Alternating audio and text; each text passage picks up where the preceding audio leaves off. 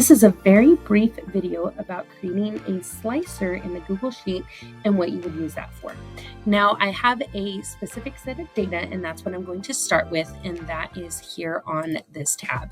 This data has very clear, specific headers. That's kind of important to have, and very specific data sets that are spelled correctly and all match up. So once I have that, I created a brand new sheet by this plus sign inside the same Google spreadsheet. And I've kind of created something called a data dashboard. The only thing I've done with this is I've added a variety of charts and graphs onto this spreadsheet. Okay, so I've gone here to insert chart.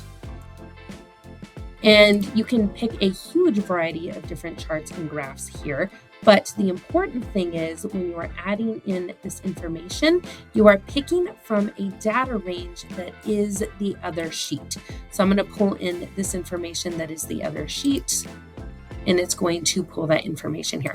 Now I'm just going to go ahead and delete that guy and show you that I have created some graphs that already pull in all of that data right here. Now, slicers are used to filter down or create specialized elements of data that are filtered over different criteria. So it's a little bit easier if I just show it to you.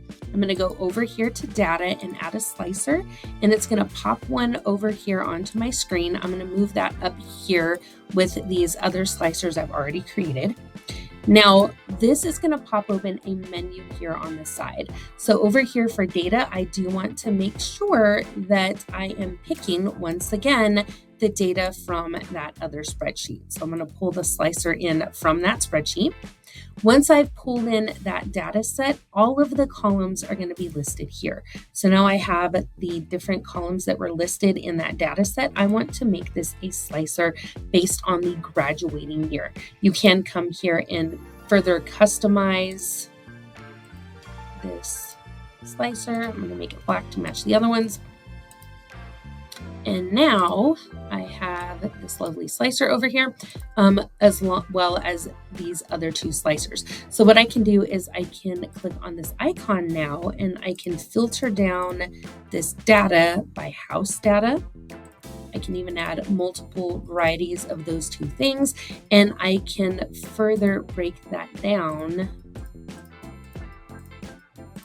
by multiple data sets, and it's going to update all of those charts, graphs, and information here on the data dashboard. So in a nutshell, that is how a Google Slicer is used. It's a filter that allows you to filter down multiple elements of data in a Google Sheet.